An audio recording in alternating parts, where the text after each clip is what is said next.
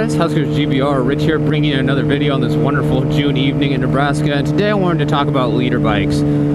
First and foremost, my thoughts and opinion on leader bikes consist of them being one of two things, either a gentle giant or a monster. And depending on where the bike is at, who's on the bike, stuff like that determines whether it is a gentle giant or a monster. It can kind of flip between the two. When I consider a leader bike to be a gentle giant, it's in the hands of a rider who understands motorcycles, what is possible, what is not possible, has some amount of experience on a bike, and is just overall familiar with the way it works. It could also be a gentle giant in the hands of Valentino Rossi, or a professional racer who rides them very hard but still has lots of respect for the bike, and the bike in return has lots of respect for them. They do lots of setup on their bikes, they treat them well, they do lots of maintenance, and in return, they can achieve some very, very phenomenal times and performance numbers and stuff like that.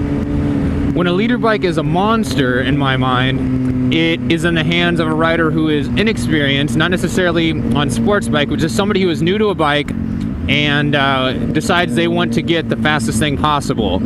Or when you hear about a horrible accident of somebody trying to outrun the police and they're on a 1000cc bike, or when, let's say, just somebody crashes or is stunting, or 12 o'clock or something like that, that's when I see the 1000 as a monster. And as I said earlier, they can flip between the two depending on the rider and where they are at. But that's kind of what I see them as. And in addition to that, my thoughts and opinions of 1000s for the city use and stuff like that. If you are comfortable on a 1000, like when you sit down on it, you can reach the controls. It doesn't feel too heavy to you.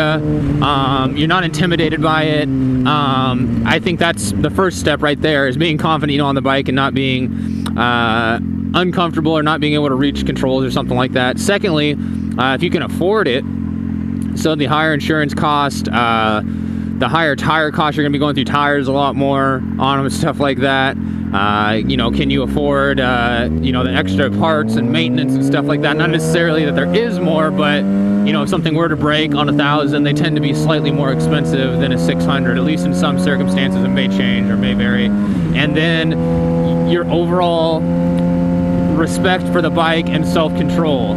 If you have good self-control and you respect the bike and you're comfortable on it and you can afford it, get it. You're never going to really be able to use a 1000cc to its full potential on the streets, but we all would love to have one, or at least some of us would.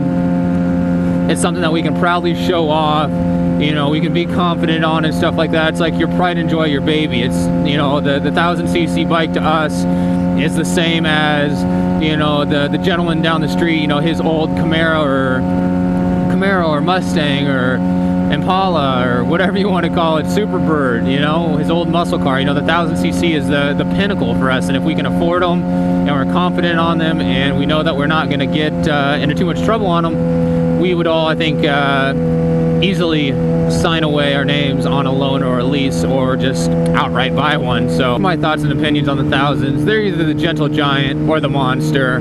Hopefully they're the gentle giant in your area, or if you have one, it's a gentle giant to yourself.